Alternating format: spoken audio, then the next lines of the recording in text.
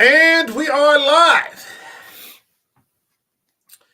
So, welcome to episode 214 of An American Werewolf in New Jersey. I am the American Werewolf. In the house tonight, we've got Eric in the first stream of the new year from Hey Internet. Eric here. Thank you for joining me. You're not having a New Year's party without me. You know that. Indeed.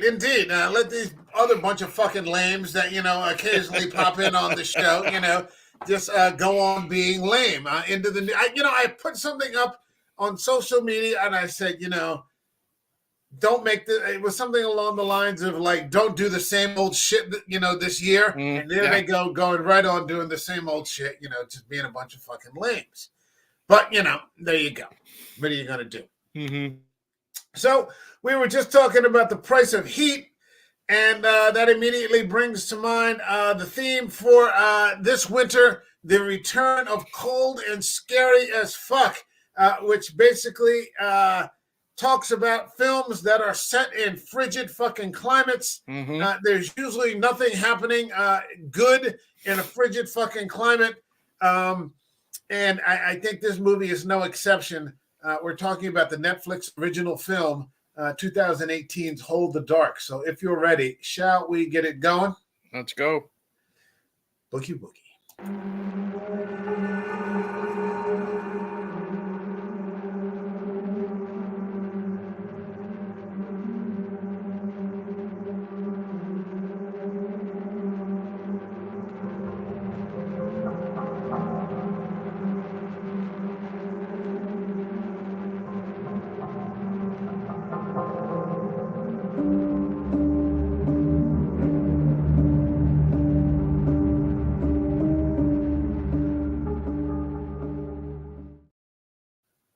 So I'll ask you what I asked you when we spoke yesterday. How many comedic elements did you find in Hold the Dark? It's not a real question. It's not a real question. I was going to say, I didn't find any there are no fucking comedic elements in this film. It is dark. It is droll. It's suspenseful, though. I found it to be very effectively suspenseful. It had very much a Hunter x Hunter kind of vibe. Yes, because it definitely, I'm going one direction and I got thrown into a bunch of different directions for sure. Yeah, it's kind of werewolfy. Mm-hmm. You're not exactly sure what's happening at any time. But this is only the second time I've seen it, but it left an impact. First time I watched it. It left an impact with me. Yeah, your first time. Tell me, just what did you think of the film? Cursory, First time going in, I went in pretty blind. I mean, all I did was I typed it in to make sure I got the date right. And I read the little 2 sentences that they have like on Google. So I knew it had to deal with the forest and wolf attacks. I went in and I think the acting is great. I'm really happy that I love the Skarsgård family, no matter who it is. You know what I mean? Dad or the brothers. And like I said, earlier with kind of like with Hunter x Hunter, I had no idea which direction I was going because when I think it's going this one way and I thought I had the situation with the little boy figured out, I didn't. You know what I mean?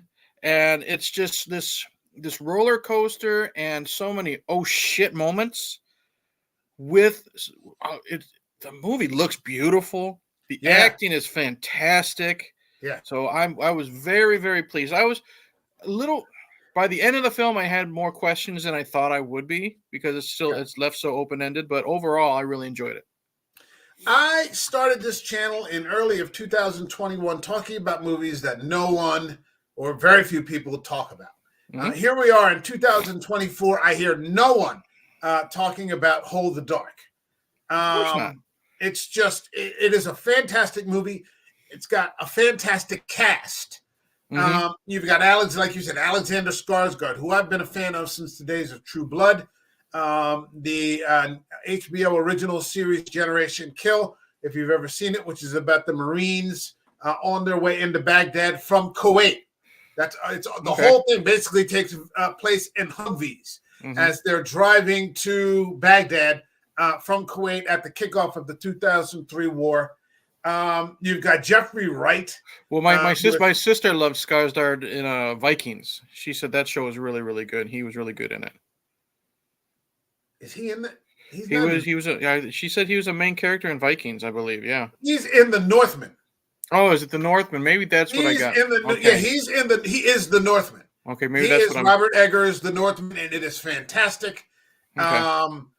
And of course, most recently, and I just happen to have a copy of it just laying around, Brandon Cronenberg's Infinity Pool. Still got to see that.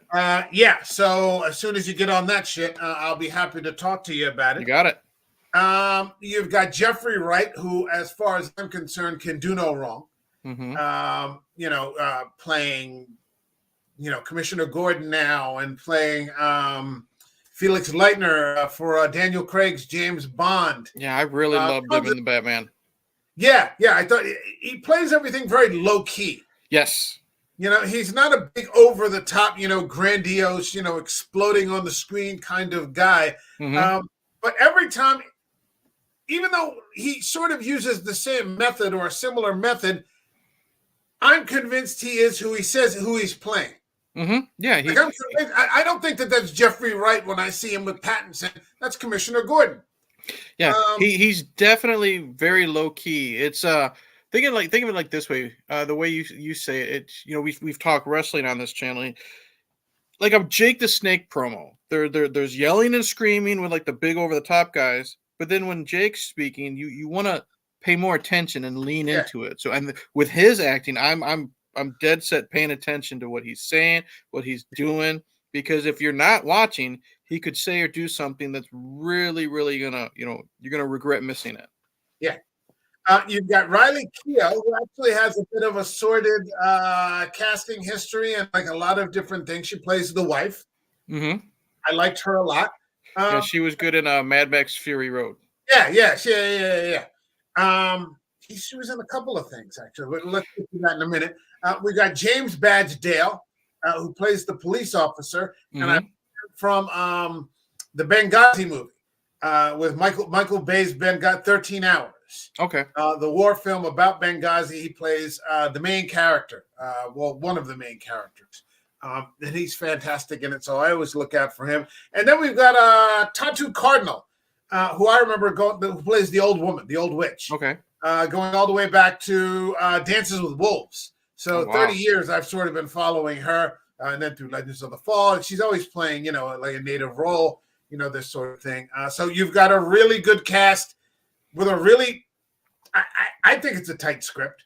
I like that it doesn't explain everything. It's definitely going to require a rewatch for me. Well, some things are just left to your interpretation. So on and so forth. Hold on a second. We've got some comments here. We've got the Dino Dinosaur. Thank you for stopping in. Happy New Year. Happy New Year to you, man. I hope Wind River with Jeremy Renner and Elizabeth Olsen is on your list. We're going to get to that. Thank you very much. Yes, definitely going to get to Wind River. Okay. Because that never hurts at all.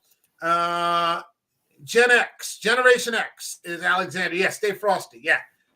Generation Kill. If you ever get a chance to see it on HBO, fantastic series.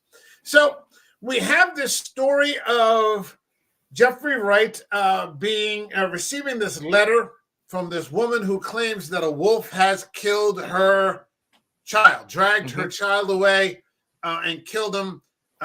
This man is some sort of expert on wolves or something, like a scientist of sorts, but, supposedly he's actually hunted one down that has killed people and killed it. So she is begging him to come to this little small town of Kilut, which is kind of an indigenous area. It's not like it's very remote. It's a little on the feral side. Of things. Like these people are really super isolated. You can tell they just go nowhere else. And, every day is this existence.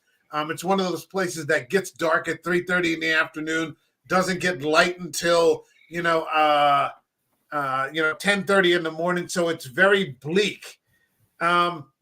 Couple dozen people, maybe total. Yeah. Yeah, total, and not a lot of talking, and that's kind of what I like about the script is that there's not too much, there's no fat really on it. Mm-hmm. It's not a perfect script or anything like that, um, but it's pretty fucking good. Um, what did you think of? I mean, did you think that it was just a straight up, I'm hunting for wolves kind of thing here? I don't know because there's definite curveballs we'll get into with the wife.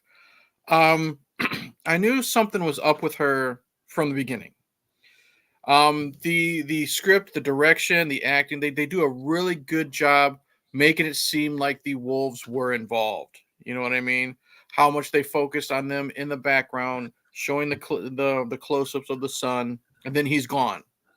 And then how obsessed the hunter is, the author is with wolves, because when we see where he lives, he's got paintings of them, and he's written the book and stuff. So they do a really good job of making it seem like that this really was a wolf attack. Wolf attack, yeah. And then when you, like I said, I knew something was up with her because she is so off to begin with. She's so off. She's so cold to him. She's cold when her husband is brought up. You know what I mean? And she seems kind of cold when her son is mentioned. Like, she's upset, but she's not really that upset that he's gone. At least that's how I took it. So I knew there was more than just a wolf attack involved. I could have interpreted it, and I think I did, as she was just disassociating. Mm-hmm. Like she's removing herself from this trauma. She's kind of just in this prolonged shock.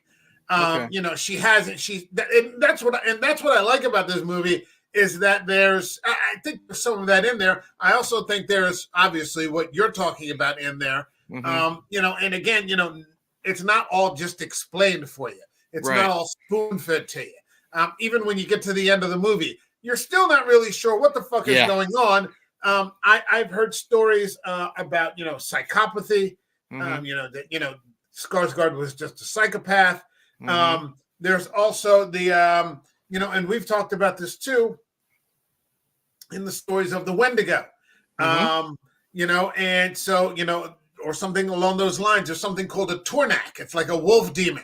Okay. That they mention here in the movie that the woman has been possessed by, or the family is possessed by some sort of wolf demon. Right. Because they have a very sort of animalistic sort of way of living. Mm-hmm. It's like, because when you start mentioning wolves, it sort of makes you want to redefine what exactly might a wolf be. Yeah, they're living on the bare minimum, in this log cabin in the middle of nowhere, in the frigid, Arctic, basically. Yeah. And like I said, I loved how it's already awkward when she and the hunter are talking. You know what I mean? It's very short, very to the point, stuff like that. And they're just making coffee talk, basically asking him about if he's got any kids and this and that. And then when we have I guess we'll say the bedroom scene, that's the first time I knew that I knew all bets were off with this, when at least concerning her. The mask. The mask, when she gets in the bed and she grabs his hand and makes him choke her. Yeah. And you could tell, just again, with this actor, how good he is with just facial expressions and how uncomfortable he is, and just the way his eyes looking, like he didn't stop, because I don't think he was allowed to. I think she had such a grip on him, and he was just giving this "what the fuck am I getting myself into" look. You know what I mean? By all, it is what it is. This beautiful naked woman just climbs into the couch with him. Right. And just snuggles up to him, and then puts her hand around, his hand around her neck. Mm-hmm. And I think for a second he got wrapped up in it. Yeah. And he just started to go with it. And then he said, wait a minute, what the fuck am I doing here? This kind of thing. So there is this feral sort of, very grounded thing happening here. And he's just really is just an academic, so he's very much out of his element here. Right. So everything else is just, you know, he's like, he's you know, I'm not sure he doesn't belong there. Right. He Yeah, doesn't belong he's there. definitely, one of these things is not like the other. He does not belong in this town at all. Yeah. So I mean, she ends up sending him out. Well, I mean, let's just get right to it. I Hmm. mean, ultimately, what we find out is that she has murdered her son. Correct. She has strangled him, Hmm. and kept him in the back. And you can see how poor they are because she's like barely making him some like scraps to eat. Right. And then for dessert, she breaks him off like 4 squares of a chocolate bar. Yeah. She gives him like one cigarette. And you're just Hmm. like, oh, you guys really are just like, you're just barely scraping by. Well, and that's the thing is he realizes that because she either says she can't pay him much or she can't pay him at all, and just the way he responds, he's like, the chocolate will be fine. You know what I mean? Yeah. So he gets that he's doing this more so for her and for the sake of her child, I guess you would say, than for money. You know what I mean? I think Yeah, he he's doing he it felt to help. yeah, he felt sympathy in her letter because we find out uh, how far separated he is, I think, with his own daughter. So he knows what it Yeah. likes maybe to lose a child in a different way. Yeah. Yeah. So, he ends up going out and, when he goes out to hunt for the wolves, and he looks through the binoculars and you see them, Hmm.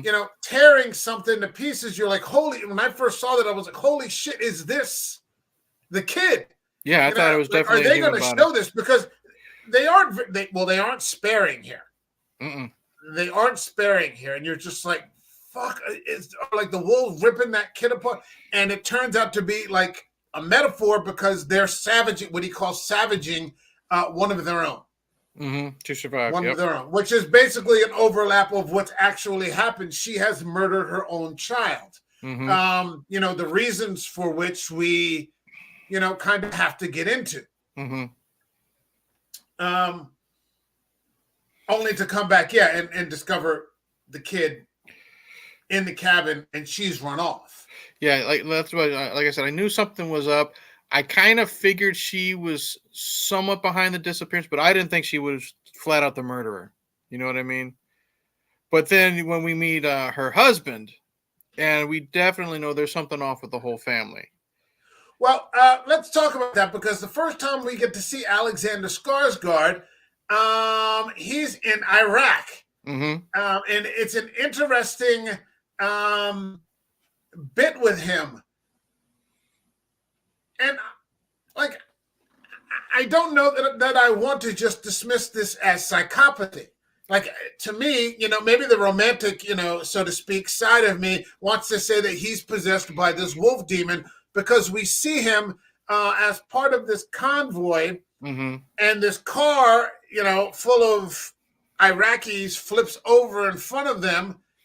And the one guy gets out to shoot, and like Skarsgård is on the turret. Yeah. And he just lights that fucking guy up. All right, he takes him out big time.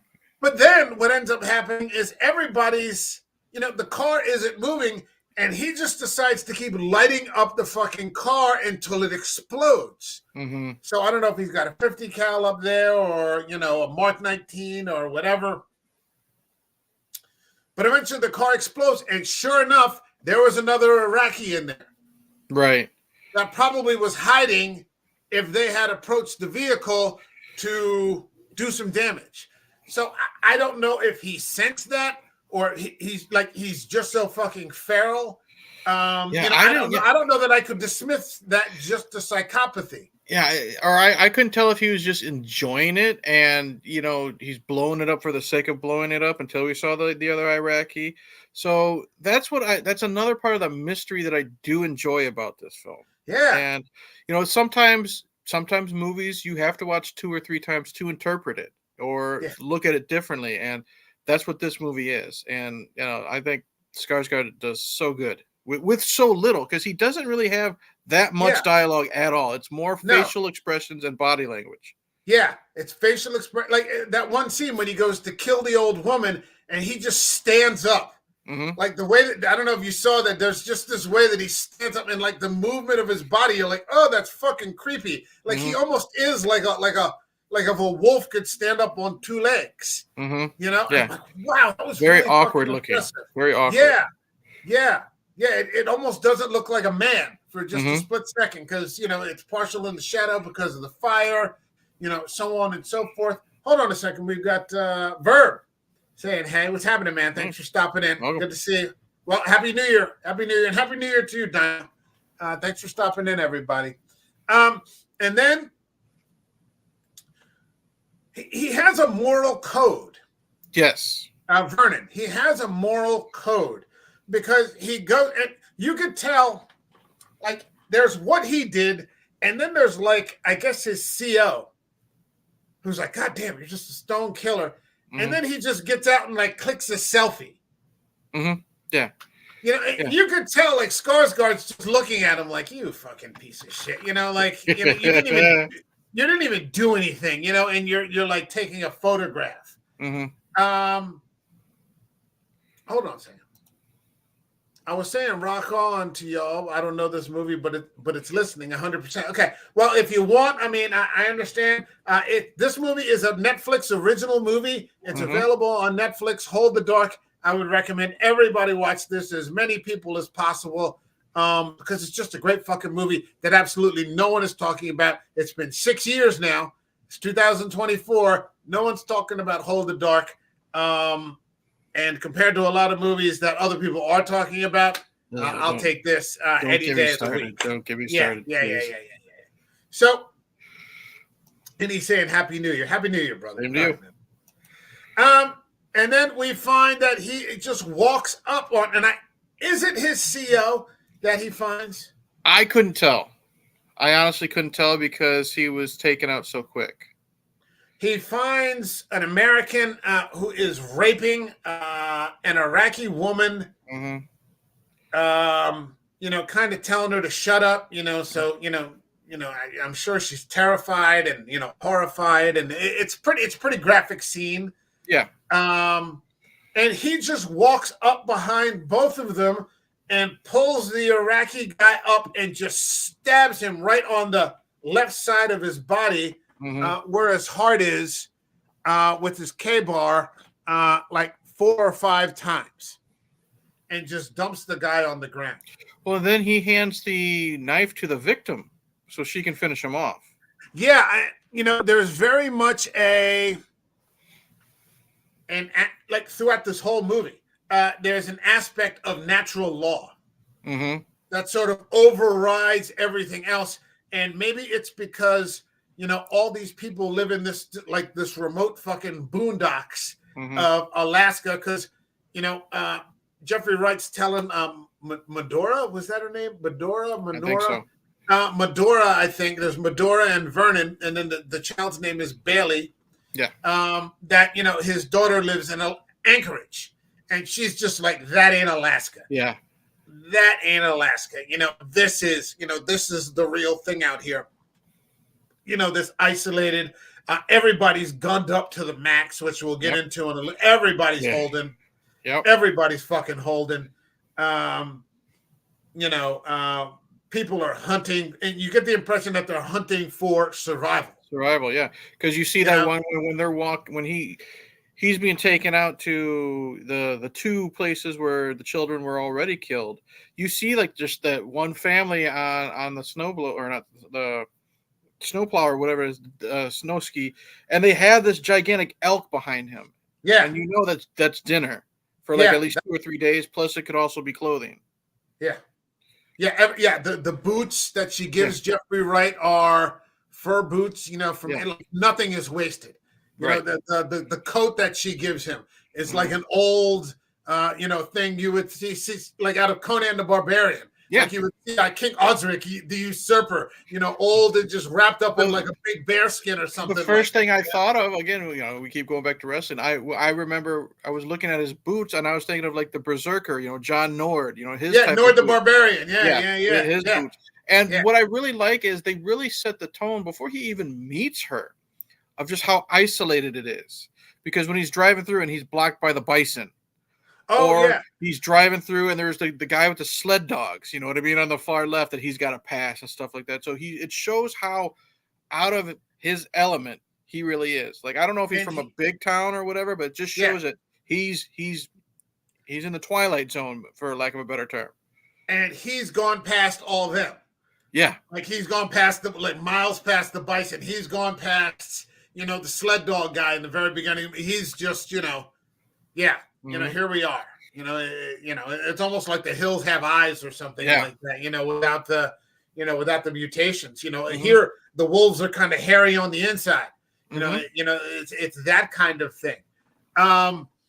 So I mean, he stabs that guy, and you're right. He absolutely gives the Iraqi woman the knife, and she's just looking at him, and he's like, and it very much is. It's animalistic. Yeah. Like there's no revenge. It's just like, don't do that. Right. Don't do. No, you can't do that. Yeah. And that's it. It's very dispassionate. He's not you get the impression he's not really enjoying it. Right. It's just, he's righting a wrong. Like I said, it's like natural law has sort of asserted itself until within this guy, that's all that there really is. And then he exits and takes a bullet around right in the neck. And at first I thought the woman had done it because he took the guy's gun, took the magazine out, unchambered the round, and just, took the magazine and walked off. And I thought somehow she managed to chamber the round again or something like that and clocked him. But then it was coming from the opposite direction, and he just takes it right in the neck. And he doesn't even flinch. And like you see so many things. Like there's a great Instagram page that I follow called Nature is Metal. Okay. And it's about the horrible things that happen in nature every single day, over and over and over again. And, the thing that they, show sometimes quite dispassionately is, how much pain animals actually endure. Like if they survive some sort of awful battle or a gunshot or an attack, or something like that. And they'll walk off and they're just all cut the fuck up, but they just stand there like, there's no crying, there's no whining, there's no nothing like that. They're just, that's what that reminded me of. He just took a round in the neck and he falls down and he pulls out his, his heater and, he's, his sidearm and he's ready to go back into the fight. Yeah. That was another moment I just wasn't expecting because it comes out of fucking nowhere. It comes out of fucking nowhere. Yeah, and that was interesting because she had not told him that the boy had died. Right, because she's pissed off at him because he left to go to war, and they were at the Jeffrey White. He was asking, how long did you guys know each other? Or how did you meet or something like that? She says, I've known him all my life. And she's pissed that he left and like she's basically said a husband is not supposed to leave a wife. So she's definitely got a grudge against him for that. Yeah. And when he was being hauled off into the chopper to go home, all he kept saying was his son's name. And and that's what reminded me. I'm like, shit, he has no idea. Right. So then, he recovers and comes back to Alaska. And the funny thing that I picked up right away on was that even the police are all afraid of him. Did you get that impression? Yeah, like he's the bad boy in town. They know not to mess with him. Like, but it's not like he's some punk. Like he's, he's intimidating. It's like you're talking to Darth Vader or something like that, or you're talking to Hannibal Lecter. Yeah. And I thought about that because this is also an interesting look at the police department through the eyes of the sheriff. And you must think that police, in all walks of life, I guess, must really almost on an everyday, well, maybe not on an everyday basis, encounter evil. Oh, yeah. Just wrong, beyond wrongdoing, not like rolling through a stop sign. Right. But, just awful, awful, awful people. And so it must be jarring and disconcerting, to be nose to nose. You figure most police are doing, 99% of police are just doing what they're supposed to be doing and trying to, make it home at the end of the day. And then, to have to encounter these types of people, it must be off-putting. And all of these police, they seem to sense something about him. There was some stammering when they're trying to talk to him. It seemed like that they just felt uncomfortable being around him. Yeah. Because that it's like, they have a job to do, but they also knows that if they cross him, and again, they're why they got to hunt for his wife for the murder of the child. It makes me think, well, what if we catch her? Will we get any blowback from, putting his wife away type of thing? Yeah. It's it's kind of like the Wild West out there. Mm-hmm. Yes. Because everybody's armed to the teeth. Yeah, no shit. You probably, and like Mark Boone Jr., from 30 Days of Night, I was thinking about him. He's like, when he's arguing with Josh Hartnett, when he gives him the ticket, mm-hmm. He's like, we come out here so we don't have to, follow the rules. Right. So, probably arresting somebody in this sort of situation or having a confrontation is not a simple thing. Right. Nobody's backing down. Mm-hmm. It's like the police can't back down and these other people won't back down, as we find out. Yeah, it's like, what have they got to lose? Yeah. That's what it feels like to me. Yeah. Yeah. Yeah. It's quite interesting.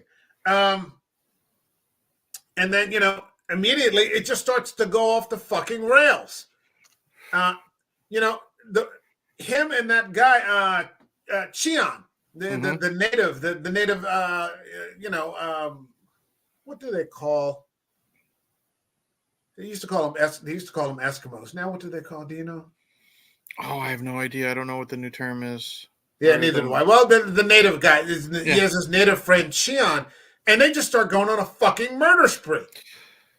They start killing police, and I'm like, what the fuck is this? They killed a medical examiner. When that again, that's what I mean with this movie. There's so many fucking curveballs. I don't know which way it's going to go because he's standing there, Skarsgård in the fucking parking lot, and he just takes out 2 cops with shots to the head. Yeah. Yeah, one of them was just a fucking kid. Yeah. One of them was a fat old guy, and the other one's a kid. Yeah. So it's just easy money. Mm-hmm. And blows them away, blows the medical examiner away, steals his son's body. And like I said, it's just more natural law. Law. It's just, we're going to steal. No, you're not burying my son. He's not going to be cut up. He's not going to be cut up for some fucking autopsy, and then, used in some police case. And then when you're finished, we can have him back. He's my son. You don't get to do that. We take him and, I'll kill you. For, saying otherwise. Right. And so they steal the body. It's fucked up. And then that leads to the confrontation because they find the fucking dead cops right there where they left them. Yeah, they didn't even try to hide them. They just left them there. Wait, hold on. Oh, wait, indigenous U.S. Canadian, I think, no, it's Inuit. It's Inuit. Okay. Inuit. That's it. It's Inuit. Yeah, it's Inuit. Okay. Thank you. Yeah, thank you. That put me on the path. It's fucking Inuit. But so, I mean, and Cheon's fucking crazier than he is. Yeah, no, man, that scene when they're at his house and wait. Before we get to the scene at Chino's, I got a question for you. Sure. 2 other children have gone missing. Right. Now, this is the it's never fully resolved, and I like that about this. Mm-hmm. What are your suspicions about what happened to those 2 children? And when Chino starts going off about that to the cop, we'll get into that in a little bit. But what do you think? Is it wolves? Is it, the wife? See, at first I laughed it off when Jeff Wright was told by the cop, that the natives they think that she's like possessed by the spirit of a wolf or like a she wolf or whatever. Right. Because he says it just like he kind of scoffs at it. But then once we see more into it, I'm like, what if what if we're going that route? And whether she's a she-wolf or not, I thought she was also responsible because she knew exactly where those spots were and she took him directly to those spots. And I think it was due to memory because she had been there before. It's it doesn't seem like it's a coincidence. Right. Oh, well, but two other people, just, yeah. Now, whether she's also become a psychopath or, she genuinely is possessed by the Tornak, which I'm not sure, but she's definitely involved with those two children. And the thing is, like, I knew it was fucking serious because when they mentioned I think the first kid was taken, when they were talking about how now they basically had people up in the hills with rifles to make sure the kids got to school okay. Yeah, and every parent would go armed to take their kid to school while people were in the Overwatch. And it made me think that, if she, wolf or not, like I said, she's involved, that's easy pickings, for the children. She would know that they're up there, with the rifles because she's probably seen them. You know what I mean? Maybe she tried to do it again and then she realized, okay, that's not going to happen. I got to find something else or find someone else. It's an interesting predicament. And I mean, when Jeffrey Wright talks to the native woman, she's like, she knows evil. Mm-hmm. Yeah. She knows evil. So like people, maybe, it is that sort of thing where everybody just seems, or people seem to know. Mm-hmm. But like no one's going to do anything about it. I'm not sure. Sure. But yeah, it's fucked up. It's fucked. And two other kids have been missing. Now her kid is missing. She's killed a kid. It stands to reason she may have. She's definitely, like I said, in my opinion, she's definitely involved. And now it's just making me wonder: did she kill her son because she couldn't get to other children? You know what I mean? Is it something like that? There's a lot of interpretation that I'm just now thinking as we're having this conversation. You know what I mean? And the rationale for what she reveals in terms of killing the kid is the title, to hold the dark, like she wants to break the cycle. Right. That was she wants to break this cycle, whatever it is, which is not fully explained. She wants to break it. Mm-hmm. And, this is her remedy for doing so.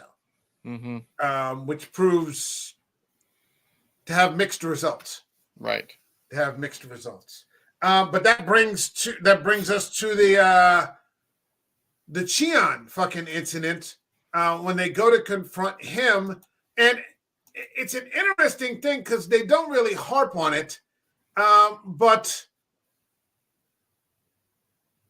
when he tells that police officer that, when my kid was missing, you showed up and then you left and then you just never came back. Right. So you also get this impression that, these people are sort of just left to fend for themselves. Mm-hmm. They get no support. And maybe that's also one of the reasons why they are the way that they are. Right. No one like gives if my a shit. kid was missing, if my kid was missing and the police showed up and then just never came back, mm-hmm. And the cop is like, because otherwise, you think this guy who is the sheriff is a good guy. Mm-hmm. But, and then you start hearing this other story, which, like I said, they don't harp on it, but it's enough to flesh out the context. You're like, oh, this is kind of fucked up here. It also brings in the fact: is it due to? I mean, I could be wrong. Is it because of the race of the children? The indigenous child. We looked for him, but then we didn't go tell Chino. But now we got this. Lack of a better term, we got this little white boy missing. Yeah. You know what I mean? We're gonna jump on it and try to figure out what's going on. Yeah. And that's what I like about that is it's like the subtlety of it. You know what I mean? You can put two and two together. It's not like, fucking what's his name? Jordan Peele's Candyman, where you're whacked upside the head with it, every 5 minutes. Right. It's only touched on for like maybe 3 minutes. Yes. But it's enough to flesh out a lot of context that there's a fucking major resentment going on here. Yeah. And this guy hates all these people. Yes. And the guy comes, we put out plumbing here. He's like, great, thank you. We can take a shit like everybody else in the world. Mm-hmm. You know, I'm supposed to thank you for that. Mm-hmm. You know, so yeah, these people are sort of forgotten about. They're left on their own. They're isolated. And as you know, as I've said before, you know, there's this major wellspring of resentment, like half a beer beneath the surface. Mm-hmm. You know, and so once the shit hits the fan with Cheon, where they have to confront him about where Vernon is, it all comes boiling out. Cheon has lost his daughter. Yes. He's lost his wife because their marriage hasn't survived the loss of the child. Right. And he wants to die. Yeah, like that's why I said what have they got to lose? Yeah. And he has nothing to lose anymore because he's got no child, he's got no wife, he got no life. Plain and simple. What ends up happening is that, and this is another reason why I think Medora had something to do with it. When they're in the truck together, and he goes, "I just wanted to apologize." Right. You know, and he just looks at him. He goes, "It ain't got nothing to do with it." You know, like he doesn't hold him responsible. Exactly. You know? Yeah, but I mean, he's definitely inferring that, hey, sorry about this, and it's a fucked up scene. And it goes on and on and on. I didn't know when this massacre was going to end, and I knew something was up because they do a really good job of foreshadowing. Because Cheon says, it's basically I've got this one type of gun. Yeah, that's the one you registered. Yeah, but I've got hundreds of others that I don't have registered. So he's got a fucking surplus of these weapons in his home. Yeah. Yeah. What about all the ones I don't have? And when you see him bolting down a fucking tripod, stand, then you knew like the shit's gonna. I'm like, what the fuck is it? I remember the first time I saw him, I'm like, what does this guy have? Like a 20 millimeter or something like that? And he pulls a fucking M60 out and just fucking starts laying into these fucking cops. And the cops are all scared shitless to begin with because it's Cheon, so obviously, they're already the enemy. Know that. Yeah, and none of these guys seem to have any experience. They're good for like writing traffic tickets. Right. And, I don't know if this guy's a combat vet or something, but I mean, he just starts laying into these fucking people. Yeah, either way, he knows his way around an automatic weapon. Yeah, and it's just it's fucking rough. And when he shoots that fucking kid, the one kid who's so fucking scared he can't talk, and the sheriff's kind of dragging him, and he tries to get to the one guy to drag him, and Cheon just fucking lays into him. Yeah, no one's safe. He doesn't care. No, you're all just meat to him. Yeah, it doesn't matter. Yeah. That was the movie takes turns from suspense to action. Yeah. And then it just goes deeper and deeper and deeper into suspense as you try to figure out exactly what the fuck is going on here. So, Cheon ends up, getting what he wants. He ends up getting killed. But, I mean, then you got Vernon, who's just going on a spree hunting for his wife. What were you thinking was going to happen if you assumed he was going to find her? I still didn't know what to think with Vernon yet. You know what I mean? I honestly, I still don't. You know what I mean? Neither do I. Neither is my second time seeing it. I'm not sure. Because we're talking spoilers here. So people in the chat, and if you're listening audio wise, it's a chance you take. Yeah. I figured, and I was wrong. I figured by the time he found her, he would kill her. Because as animalistic or psychotic, however you look at it with Vernon, you can tell he loved his boy. Because when he was shot in Iraq, his son's name is what he was saying when he was getting taken away. And when he stole his son's body to bury him himself, that's all that mattered to him. So I thought, regardless of his reasoning, his mental state, I figured she was a goner when he would find her. Yeah. Except that, again, this is said very early in the film, revenge isn't in the natural law. Jeffrey Wright tries to explain that to Medora. He's like, this isn't what you think it is. Right. Although it's not what he thinks it is. That actually turns out to be the case. But, I mean, who does he kill? He kills that guy, Joe the Indian hunter, who remembers him. Your father came to get a bunch of wolf's oil. Yes, because he said something to keep the evil out of you or something like that, to keep the bad away or something like that. Yeah, his father called him unnatural. That's what it was. And see, that's what that's what made me think, well, let's go back.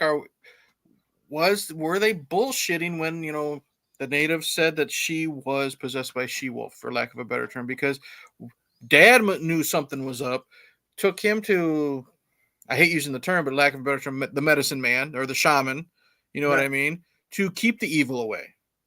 So again, that's what I like about this. It's more interpretation. You know what I mean? Yeah. So, I mean, I like that character. He was only in there for 5 minutes. Yeah. But he shed a little more context, just another puzzle piece who, quickly gets taken off the table. Of course, there's always the encounter at the hotel where that woman shoots him. Yep. He kind of had that coming. But, I mean, ultimately, they get together and people just start getting wiped off the table. The sheriff gets wiped off the table. I don't want to go into too much detail necessarily. Right. The sheriff is gone. Jeffrey Wright gets pretty dinged up. I think there was why was Jeffrey Wright spared in your mind?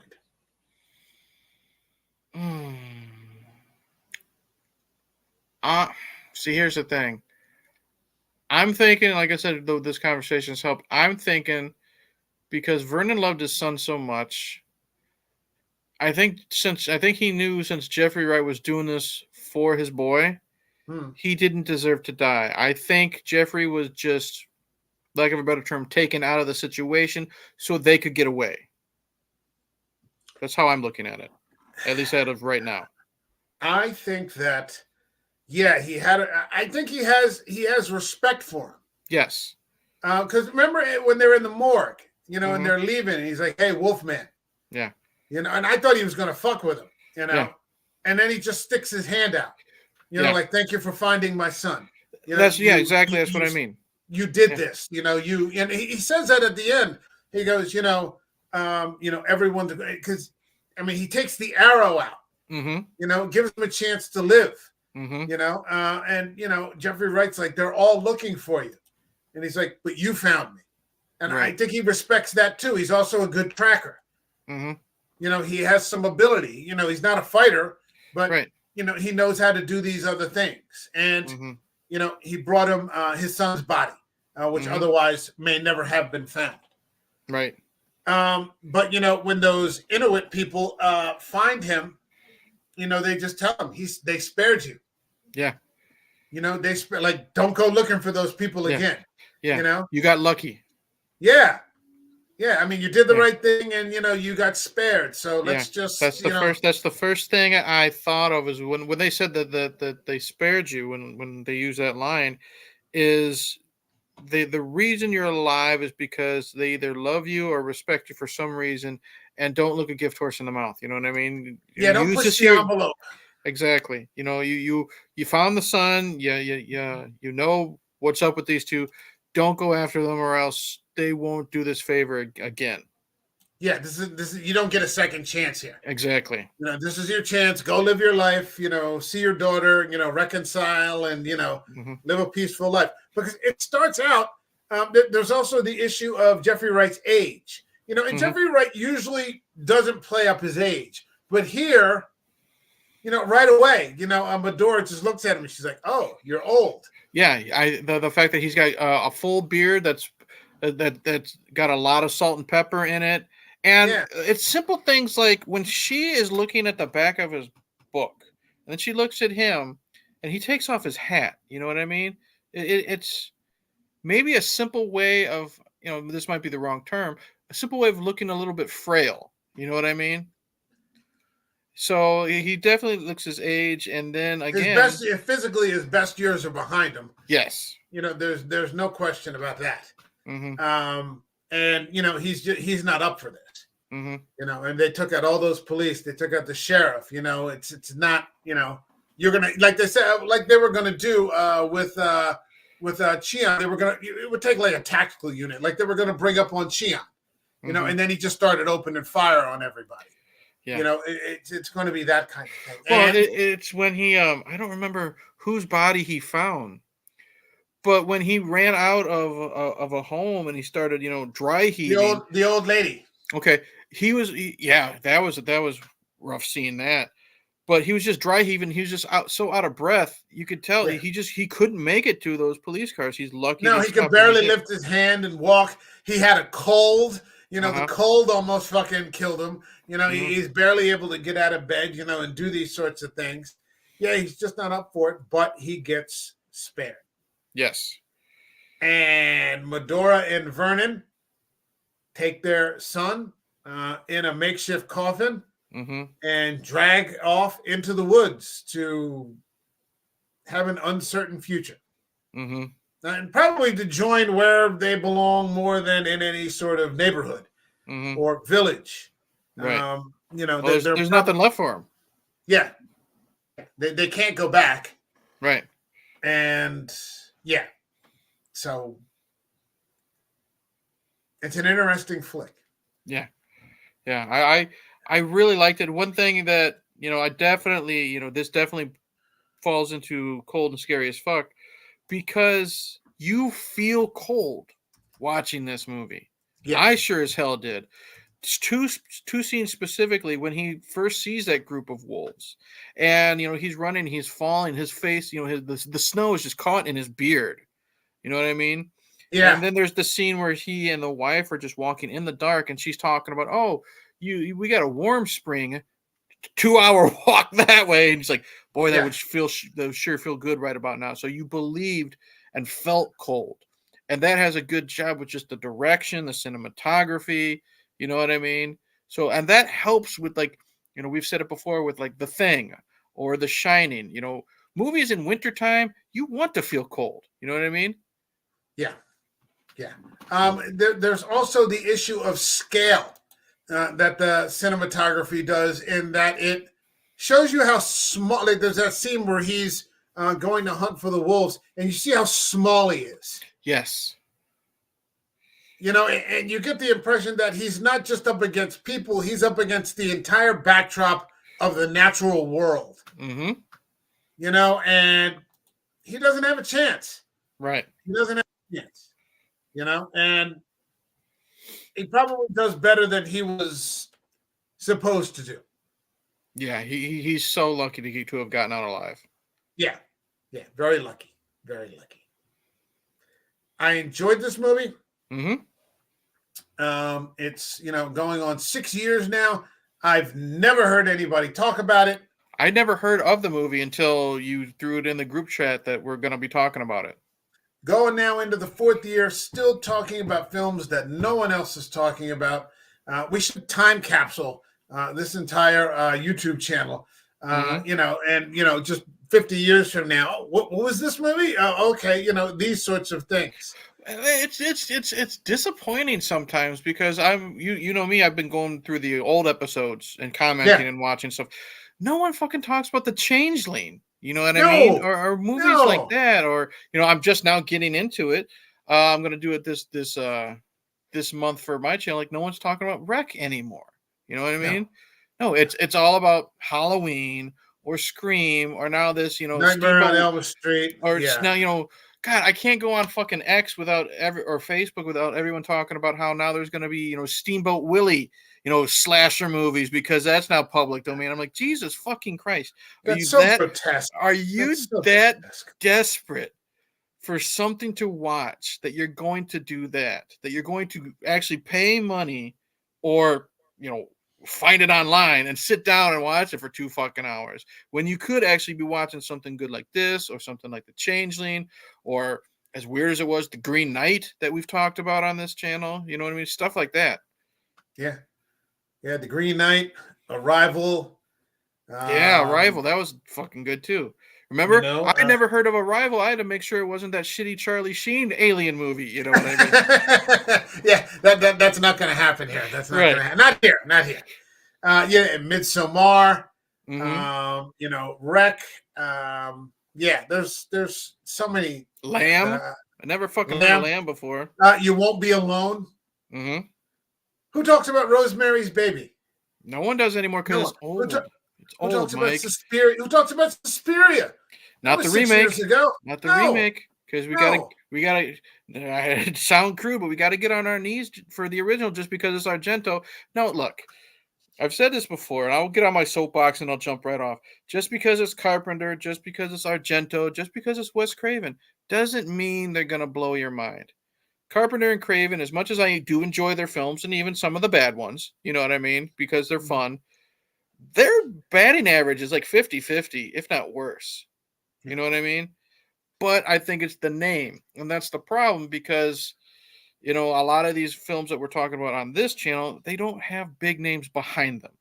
You know what I mean? They're just good films. They're just good stories. Yeah. They're good stories. Mm-hmm. And, that doesn't translate in the horror community. No. It's kills and dead franchises. Hold on a second. The Dino is here, and he's talking about The Revenant. I still got to see that. Cold to another. That's going to be part of Cold and Scary. Okay, I'll wait. The Revenant is part of Cold and Scary as fuck. Yeah, we'll definitely be getting into that. All right. Believe it or not, it's been almost an hour. Mm-hmm. Is there anything in this film you would like to discuss that we have not touched on? No, because I think, I've said everything. I mentioned how it feels cold. I mentioned how I still have a lot of fucking questions. I don't like, especially that ending. You know what I mean? When they're walking into the woods with their boy, are they, lack of a better term, are they going into the woods to turn into fucking wolves? You know what I mean? Or if that happened, it wouldn't fucking surprise me. Or are they just disappearing? You know what I mean? But I really enjoyed this. And again, I already brought it up. It's like The Green Knight. It requires more than one viewing, and your second viewing might make you think completely different things compared to your first viewing. And I think that makes good viewing when it comes to movies, and it also makes good conversations. It's good shit. Mm-hmm. It's good. I wish we had more people to talk about this. But such is the way. All right, let's get to the part in the stream where we rate the movie. This channel has a rating system that goes from 0 to 5 up by halves. So 0, 0.5, 1, 1.5, all the way to 5. So 0, for example, would be I'd rather wear wet underwear for a week than watch this fucking movie again. All the way to 5, which is this is the destination. This is cinema. This is the reason I talk about films in the first place. What would you give 2018's Hold the Dark? I'm going to give it a solid 4.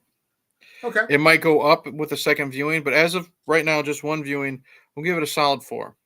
Great acting by everybody. Beautiful film to look at.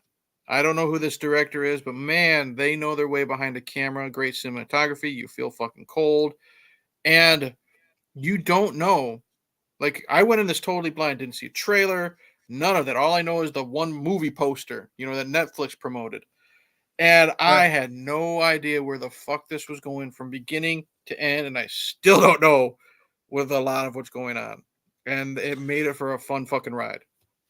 This director is named Jerry Saulnier, and he directed another one of my favorite films, which is A24's Green Room. And we covered that one. Patrick Stewart? Yeah, the one with Patrick Stewart. That is a rough fucking movie. I love it. I'd love to revisit that again, maybe this summer. Something I got to come up with a theme for the summer, where we get into something like that. I'd love to get back into that movie again. It is fucking phenomenal. And I can definitely see the similarities in style between, what happened here and what happened with Hold the Dark. So you're going with a 4. Is this correct? Mm-hmm. Okay. Hold on a second. We've got horn noise. Oh, that's a compliment. He's giving us props. Okay, thank you very much. Like you had a sporting event, they hit the horn noise. Okay, yeah. Yeah. I didn't know GN was good. Green Knight. I'm watching after cast. Green Knight is fucking awesome. Yeah. Beautiful fucking film. Yeah. Medora and Vernon Sloan. Now, see, that's another thing that I heard, that they were brother and sister, and that is one of the things she wanted to stop because they were incestuous. I must have missed that. They never address it directly. They never address it directly, but there's something that goes into it where, like, they both have blonde hair. Mm-hmm. I didn't see it. I saw that on Reddit. Okay. I saw that on Reddit. Someone said it, but I didn't see anything. And the second time watching it, I didn't see anything that, okay, although that would explain some things, Mm-hmm. like the unnatural parts, and maybe, Vernon's a child of incest. But I don't know. For me personally, that takes something away. Mm-hmm. That takes some of the mystery out of it. Mm-hmm. It becomes too concrete. It just makes me wonder why they would have an incestual couple in this type of movie to begin with. It's not Game of Thrones. Yeah. Well, I mean, you're out there in the woods, and Well, I know, but still, you could find a bar somewhere, you hook up with somebody. But that's just me. A photo shows the two as children. Oh, really? She said she's known him his whole life. She says that in the very beginning. She said, "There's never been a time I didn't know him." Yeah, I don't have a single memory of not knowing him. Something like that. Yeah. So okay. I don't know. It's possible. All right. I just took it as like childhood friends or something. Yeah, so did I. That's how I took it. All right. Eric, plug something. We're going. What about your score? You going to give your score? Oh, I'm sorry, I didn't. Yeah, I'm going to go with a 4. I'm going to go with a solid 4. I think this is top tier entertainment. I don't think it approaches the area of cinema, but it's got it's fantastic atmospherics. I think it's got a really tight script. I think it's got a great cast. I really like Alexander Skarsgård in this. Mm-hmm. He stole every scene from everybody. Mm-hmm. Truly frightening. It's frightening. He just played it fucking scary by doing very little. Man. It's that Skarsgård family. Him and Bill are just truly scary. Yeah, and just by doing very little, where you could have easily played it much differently and, much more up here, that once again, a very less is more subtle thing, wins the day for me. So, yeah, I'm going with 4. I like, if this had a physical media release, I would buy it. Yeah. If this had a physical media release, I would pick it up. I would have a copy. And every now and again, maybe when it gets cold, because I own a copy of Green Room. Okay. I would love that. But I don't know that Netflix does that. Maybe this is a cause for a trip to eBay. See what I can dig up. I'm just gonna say Etsy is your friend. You can find anything. I'll take a look. Etsy is your friend. I'll take a look. All right, plug something. Hey, Internet Eric here is my YouTube channel. First off, thanks to you, Mike, and other people promoting. I did hit my goal of 1,200 by the ball dropping on New Year's, so I appreciate that. Cheers. Going through the Rocky franchise, my video for Rocky 4 has been up for a day or two. Coming up after that, I'm actually going to discuss Rocky versus Drago, the director's cut. Explain the differences on that and which one I prefer. I've seen it once, but it's been a long time. Okay. And then I'm just going to go through, after that, just going to go all the way through Creed 3. And then I said, because I made a short about it, but I also told you personally, I'm stealing your idea. And after I get done with Rocky, everything on my channel, unless otherwise requested, like say someone wants me to talk about Big Trouble in Little China or something like that, I'm not going to discuss a film on my channel for the entire year unless requested that I have not seen. So it's all going to be fresh watches, whether I love them, whether I fucking hate them, whether they're just there. And I told Mike I'm going to start with the Rec trilogy. I know there's 4 of them, but I own 3, so I'm definitely going to start with that. And then we'll just see where the rest of the year takes it. But pretty much it's going to be nothing but first-time watches. Okay. I like the sound of that. And congratulations on hitting that mark, 1,200. Appreciate it. Yeah. It's fucking phenomenal. That's really fucking cool. I'm looking forward to what your selections will be for these first time views. And I think you're going to get. I'm positive that you're going to get some good titles. I know you're also going to take some recommendations because I heard you say that.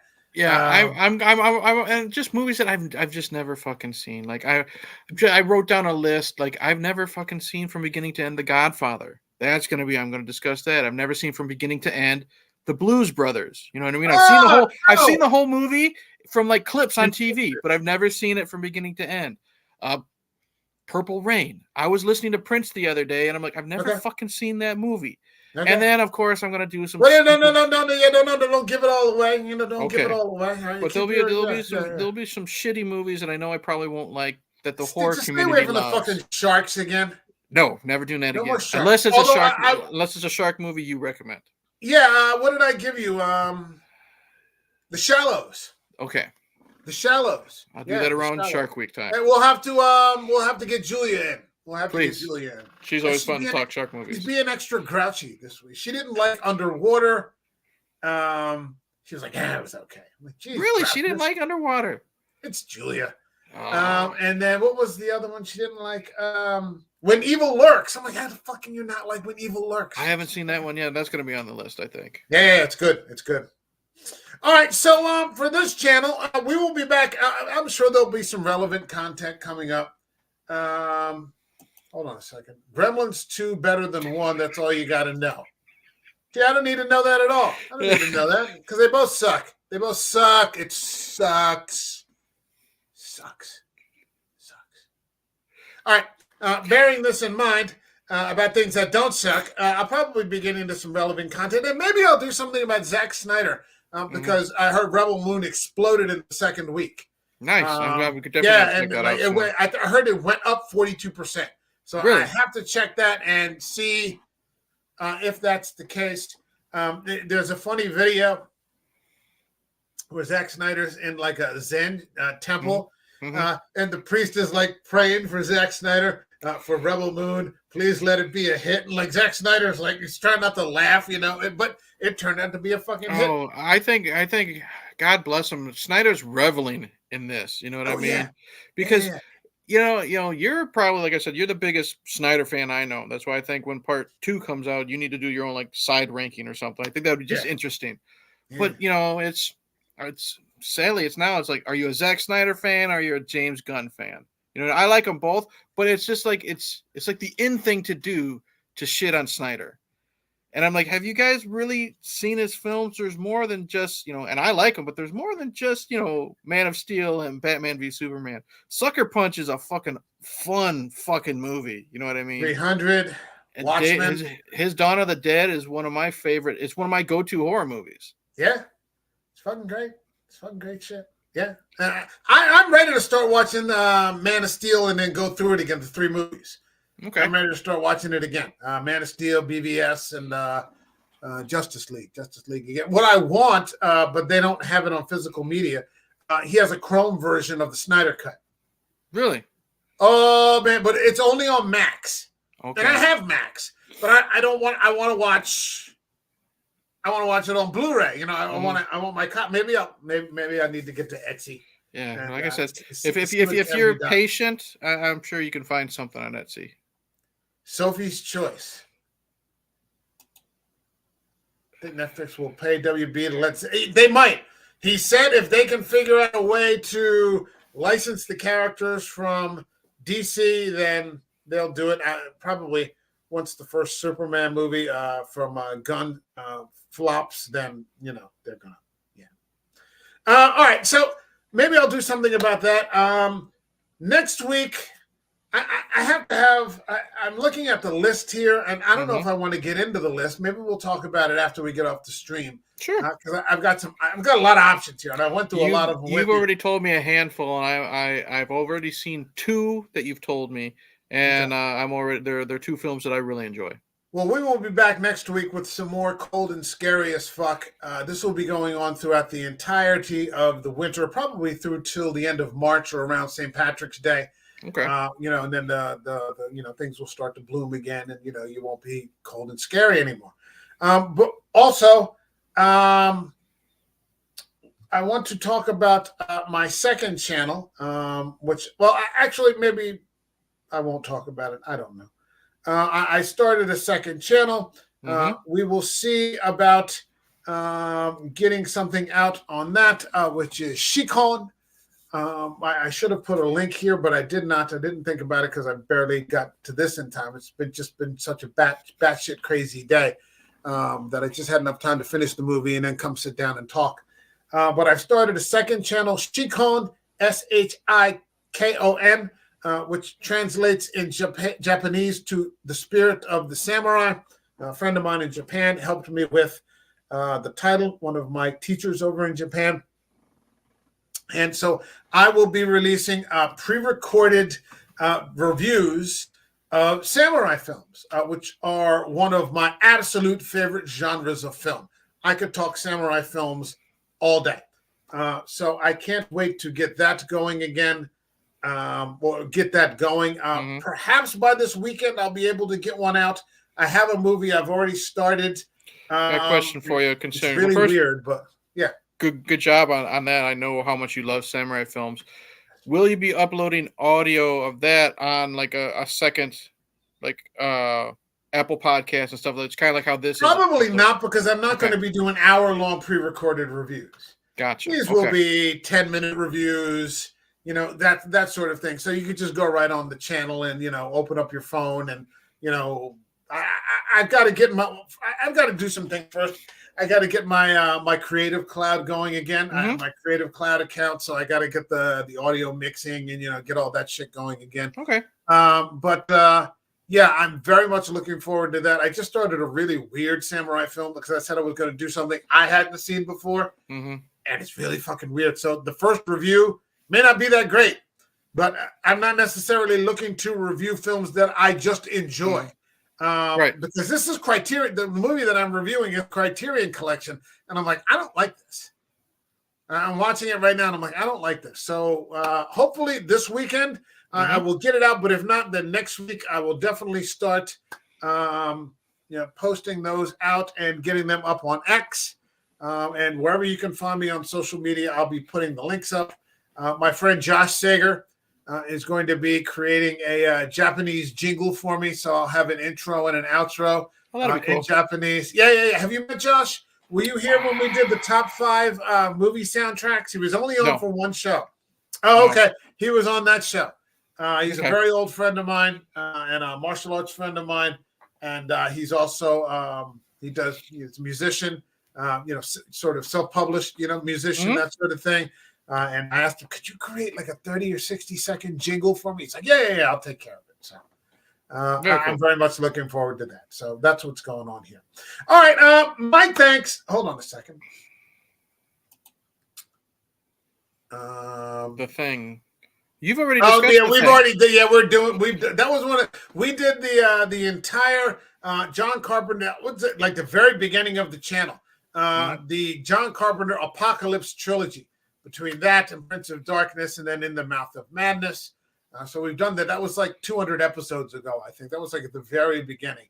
Yeah, samurai movies are fucking awesome. They're way better than... I hope he goes back in time, like before I have to fucking watch them. They're so much better than the Chinese, the old Run Shaw, Golden Harvest, Kung Fu. They're not action films. They are solid fucking... morality story. They're morality. It's morality tales. One thing, I know you said not to give too much away, but I'll say this because I know you love the film. One of my movies that I'm going to discuss, never seen before. I know I got to put a lot of fucking time aside. Is going to be Seven Samurai because I've got the Criterion of that. I can throw some. I could throw you another fucking samurai film that's on Tubi right now. That is 5-star. Please do. Yeah, send me All right, send me a we'll text. do it after. Yeah. All right, I'll send it to you. Sweet. All right, let's wrap it up here. My thanks to Eric from Hey Internet, Eric here for joining me. Thank you to everyone in the chat. We'll be back next week with more cold and scary as fuck. I haven't figured out which movie yet. I've got a long list here. We're going to talk about it after the chat's over. Stop by again, and we'll see you soon. Happy New Year to everybody, and we will see you all in the next video. Cheers. Later, Gators.